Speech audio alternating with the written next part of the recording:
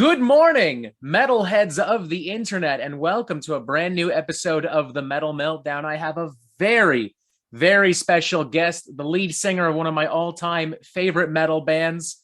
It's Snake from Voivod. How are you, good sir?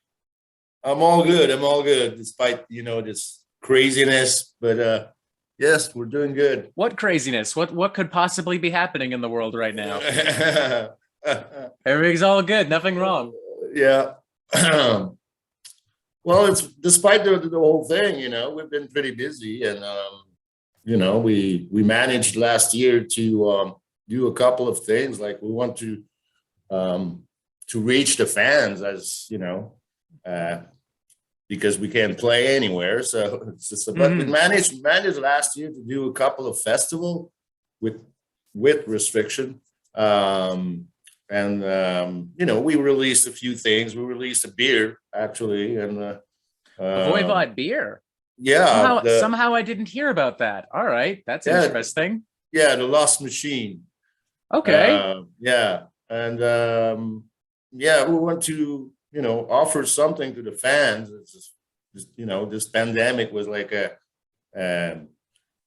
every time we were trying to do something, it was postponed and canceled and whatever. And unfortunately. And one point, we couldn't be together. We were confined, and at one point there was a little bit of release, and we managed to do some live streaming, which was good, because it was a new thing for us. We never experienced such thing, and actually, it's a good thing to promote your stuff, like reaching the fans, and for us to technically, it was a new thing, as for Francis Perron, the producer, we had to buy all kind of different, like a super internet, whatever, and cameras, and so he invest a lot of money on the gear. And once we did that, we're expecting to tour this spring. That was last year around like May, June, when we finished the live streaming. And what happened is, like, on the live streaming, people actually found the sound really good. Francis focused on the sound because it was like just us, bass, guitar, drums, vocal. Yeah, I thought it was really well done. I would even say to a lot of other metal bands, invest in live streaming. I mean, there are big name metal bands that are still postponing tours and albums, but live streams, you can do it whenever if you've got the proper gear and you've got the right people in charge and behind the scenes. Yeah, and so what we learned from that is that we sound really good as with no artificial outfit. And he managed to get a really good sound, just pure sound. And that we learned from it is that, maybe because at one point we were saying, if we have to tour on spring, we have something to offer, we'll have to get something new to the fan. And then, but to do so, it was a 4-month delay. And we had nothing. We only had like a few things that we exchanged files in the bank. We had something in the bank, but we were in July, and then we said, we were around the fire at one point and said, "Can we make an album in 4 months?" Because we had to deliver in September, and what happened? And we look at each other. This is going to be crazy, and. But we went for it. we challenged ourselves, really, and it was. I don't think I will do that again. I mean, here's hoping you won't have to. Here's hoping at some point in the future we can all just actually be in the same room and not have to worry about all these little pitfalls and loopholes and such.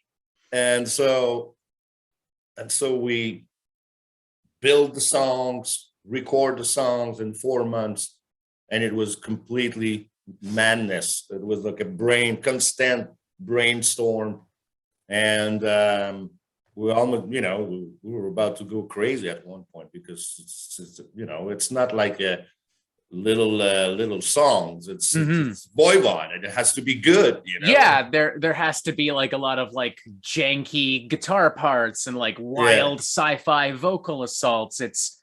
I mean, that's the one that's amazing, is that you guys, after all these years, you still sound so fresh and the sound is still so weird. And that brings me to one of my first questions, I guess. How do you guys stay inspired after all this time? I mean, you've been playing music professionally for 40 years. This is your 15th album. How do you do it?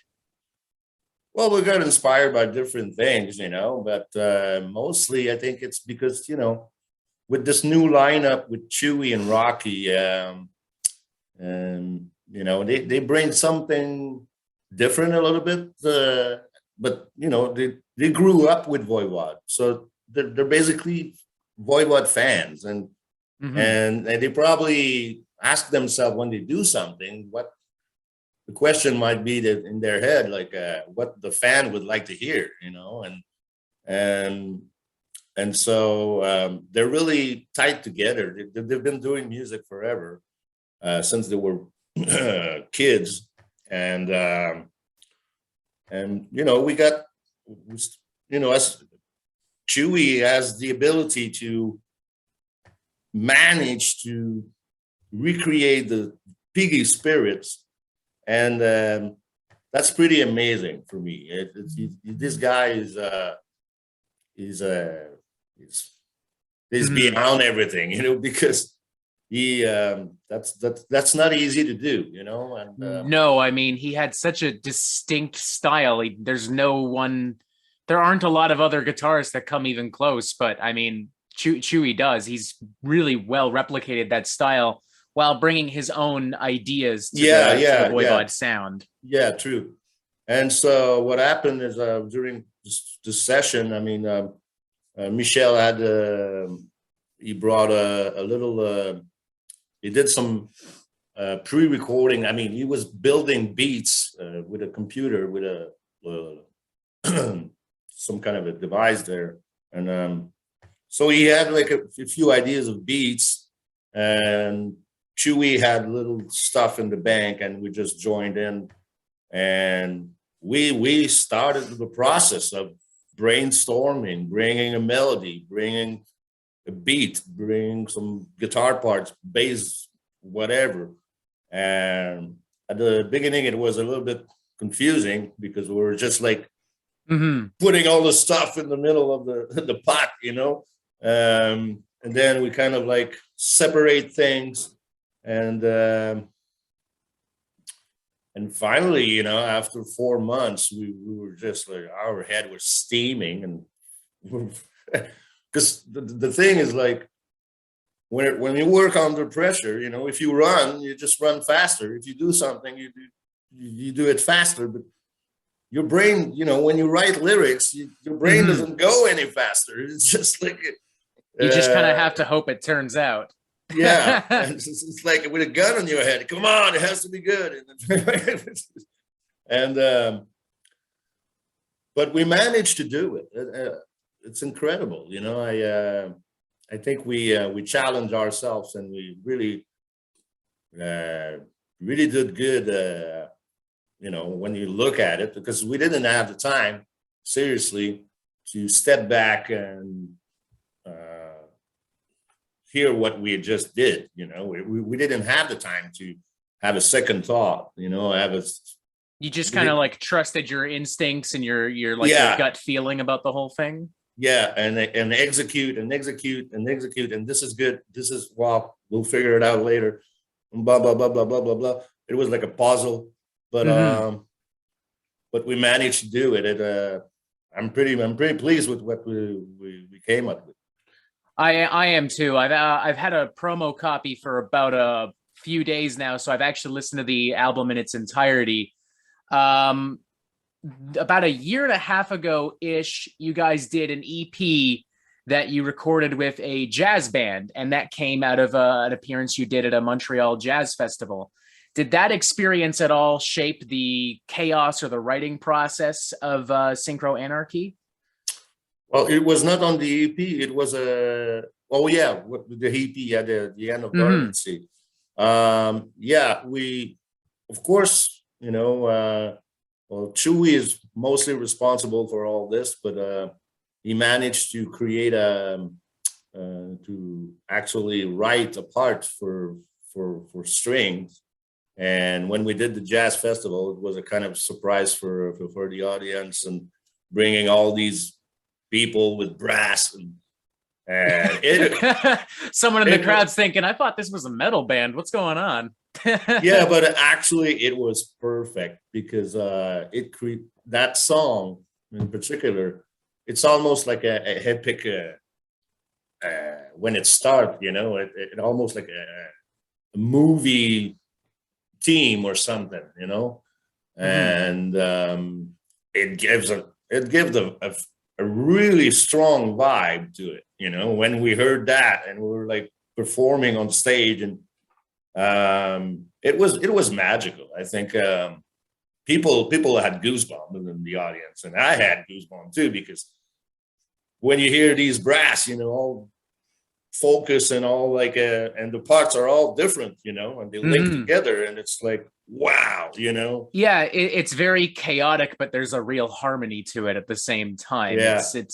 I just saw the performances online and I thought it was really beautiful. Have you considered maybe doing like one or two more shows like that, or is that very much like a one-off kind of thing? It was kind of a one-off kind of thing, but we maybe we're going to do something with an orchestra or something else, like strings, or, you know, it's something that maybe for the 40th anniversary, we might, if it's possible, to play and get to a venue somewhere. That'd be pretty exciting. Hell yeah. Yeah. So it's in the plan, but it's just like it's so hard to organize things. It's not up to us, unfortunately. Yeah, it's complicated. It is, you know. You had a layer of complex things, and it's really hard. Just to do a show, it's complex. You know, just like a normal show, and with the restriction and all that, it's really, really hard. And I can't even imagine, you know, touring, because, you know, if you're gonna go tour in Europe, let's say, everybody, every country has their own rules and restriction, and, you know, a lot of big bands have had to cancel or postpone European tours too as of late. That's becoming one of the most difficult areas to tour. Yeah, absolutely, because it was complicated before the COVID, you know. Just to get a visa for the UK or the States, for us, it's you know, it's paperwork for months, and you know, so I can't imagine now what would be the situation, but hopefully, you know, the things just will disappear by yourself. Here's hoping. You know, after one can only really hope at this point. Of all the material you recorded for Synchro Anarchy, what would you say is your favorite song to come off the album? Oh, that's a big question, because they all have something interesting. You know, they all have the, you know, Planet Eaters, this parts that, wow, you know, and Synchro Anarchy and Paranormalium, and it's Mind Clock, which is a good one too. They all have Mind Clock is one of my favorites, actually. I really love that number. Yeah, they all have particular stuff in it, and that's what I like about doing this kind of music. You know, for me, it's always been a challenge to sing on these songs, because these are complex structures, these are complex build up sometimes, and you have to get the spark of what is needed, really, because sometimes the structure is really, you know, complex, all tied together, and it's like, what am I going to do on this, you know? And sometimes just simple ideas comes up, and it's like that part in Planet Eaters, like a that's a great, and all great I do impersonation. and then all I do is like na na na na na na, you know, like it's almost sounds like a child canteen or something, you know. Yeah, it's in the hands of a less talented band, it would probably sound like very awkward and clumsy, but there's a certain like technicality, methodicalness to it. Like, I don't know, it's Voivod, plain and simple. I mean, you guys are, as far as I'm concerned, still one of the only bands that can play something like that and make it sound magical. Yeah, and sometimes, you know, you don't have to. You get it. What I do is I listen to the thing, and I let myself go, and I create my own vision of the song and my own word out there. And it's almost like a video kind of thing. It's same with the lyrics. What am I going to talk about? You know, like, and the music speaks by itself, you know, and it creates this world in my head, and sometimes, you know. As for the ideas of melodies and stuff like that, you know, I try to reach out what would be needed in that particular place, in that particular part, what would sound the best, you know, because sometimes depending on the feeling and the mood of the music, sometimes it can be just a whispering or murmurs, or, you know, to get the vibe going, and sometimes, you know, sometimes it's like, hey, you know, like punch, you know, punch here, punch there, and but yeah, it's fun to do. It's a really fun thing to do.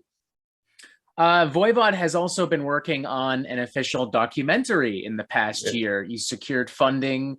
What has that process been like so far?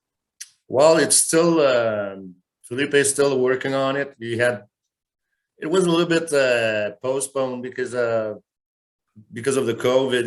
He wanted to travel the world a little bit to get interviews with different people, Jason Newsted, for example, and stuff like that. And because of the pandemic, it was hard to travel, you know. But it's getting together, and hopefully, you know, by the end of the year or next year for the 40th anniversary, that thing will be out, and I'm really curious what it's going to be like. There's also a book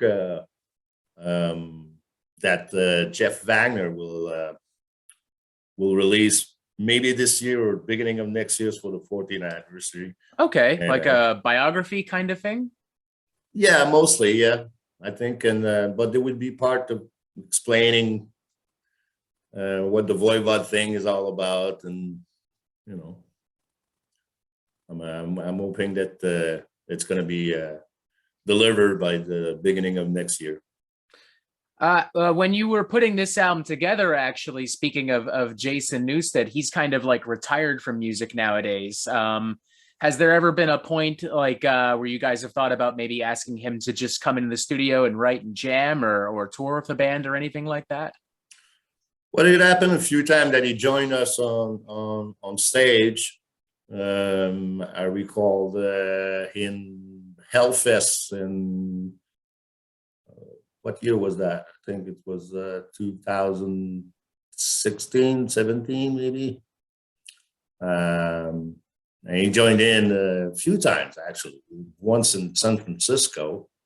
We were playing the Fillmore, I think, and he joined for the Voivod song at the end. And yeah, every time he's around, we try to connect, and he brings his bass all the time. So just carries it everywhere. Yeah, just in case. Just in case, you know, you would have like a... I've got an image of like Jason in a coffee shop somewhere, just with a bass guitar slung over his back now, just in case. Yeah, just in case. Sorry, I had a list of questions here. It's gone now. Here we are. You guys won a Juno for your previous studio album, The Wake. Did that at all kind of like inspire you going into the production of this album? And what was it like just winning a Juno in general? Oh, it was a great experience. I mean, you get there and you don't know exactly what to expect, and I remember we were sitting on the table, and then the lady, well, up front of the microphone goes like, it's almost got into the slow motion mood, like, whoa, whoa. We're like stumped, like, oh my God, we won. And so it was like we came on stage and it was like kind of a slow motion, unreal feeling, and you could tell with the people in the crowd there that they really, I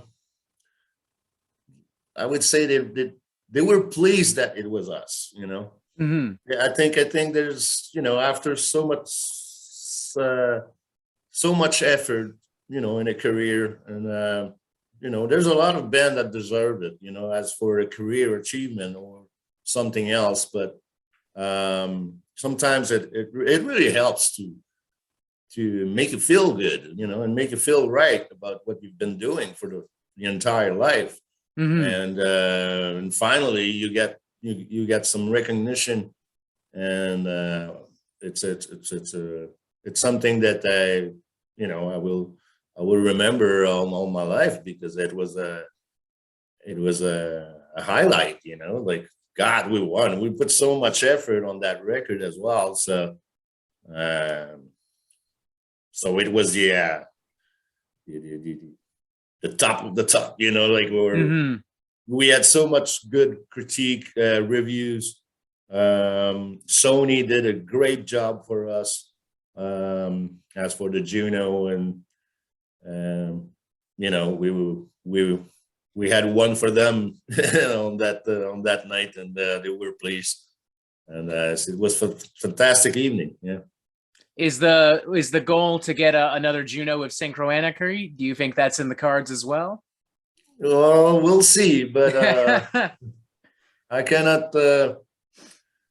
I mean, it would be nice, of course, because actually they have this new category of metal, hard music metal category now, and so and that they didn't have before. So I think it was created just because of us, somehow. Yeah. The Junos, I gotta say, have always been better at recognizing like heavy metal than something like the Grammys or whatever else. Like sometimes I'll look at the Grammy Awards for best metal or best rock this or whatever, and I'm just like, okay, you guys just picked the top 5 most popular songs or albums of the year. But with the Junos, you can tell like these people really thought about it, and they're really looking at what's hot, what's new, what's exciting, and they're looking at what people are really listening to and really enjoying. I thought it was, I mean, I remember when you guys played the Phoenix Theater, it was maybe a month after the Juno Awards, and you were with Yob, and it was just this big feeling of like, we did it, celebration, hell yeah, let's party. Like it was a really amazing night. Yeah, and for the Juno, I think they didn't have the choice, because we had so much good reviews. We had the things in the we were on the top 100 bands, metal bands, and Rolling Stone magazine, and all that publicity for a Canadian band. You represent Canada somehow, and internationally, you have some exposure and visions, and so I'm sure it helped to make their choice on us. I've got one more question for you, and then I'm gonna have to let you go. You guys have won a Juno Award. You've toured the world. 15 albums, documentary on the way. I got to ask, what's next for Voivod? What's the next big milestone? What's the next big goal for you guys? To tell you the truth, just do as we've always been doing. Get things to normal, just touring, just, you know, we've been doing it all our lives, and then for the last 2 years there's nothing going on. So what I wish is that we're gonna be together again on a tour bus traveling the world. That's all I'm asking. You know, it's I don't put myself in the future too much. I don't create goals that, you know, that's not reachable. I just want to do what we've been doing. I just want to do what we've been doing for the last 4 decades, and get things to get, you know, reach to the people. We got so much loyal fans everywhere in the world, and what I've been missing for the last 2 years is connect with them, and you know, I spend the night together and have fun with our people. That's my goal. That's a great goal to have, especially considering, like, I think the last tour you guys would have done would have been, I think, the fall before COVID really started to hit. You guys did that big tour with Revocation, I think it was. There was one with Revocation, and after that there was a one with Gwar in Europe. Okay, which was great. Laughing every night. I mean, oh, Gwar's an insane band. They are Toronto. I mean, Toronto's still heavily under lockdown, but Gwar somehow managed to slip through the cracks with Napalm Death back in October to play a show here in Toronto, and it was absolutely insane. I didn't realize that they used a lot of like blood, and I didn't realize it was basically like a Mortal Kombat video game come to life. So I walked out of there looking like I had just worked an all-nighter in a butcher shop. Oh man, we've been touring with them, and you know, when they get into the dressing room with the whole, you know, with the equipment and costume and oh yeah, the props and the costumes and the costume smells so bad. You know, Guar's in the house. Like, oh god, it was brutal. I think I remember at one point when we saw them, like they had like a Joe Biden come out, and they decapitated him on stage with like a guitar that was also a chainsaw. Oh, and nice. I just kind of thought to myself, my god, only Gwar could get away with something like this. We had a lot of fun. Well, Snake, it's been an absolute pleasure talking to you, but you're a busy guy, so I'll let you go. Thank you very much for your time. Anything to say to the Metal Meltdown audience? Well, hopefully to see you soon. You know, the sooner the best, you know, and stay safe out there. And hopefully in the next year, this year, we'll be able to see each other. Here's hope, and I would love to, next time you come to Toronto, love to share a drink with you again. All right. Ladies and gentlemen, that was Snake from Voivod. You know what to do. Check out Synchro Anarchy when it comes out in the coming week. This will be recorded in advance, but just check it out regardless of when this video comes out. Subscribe, check out Voivod's other albums, and as always, you have yourself a fantastic fucking day. Thank you very much. Appreciate it.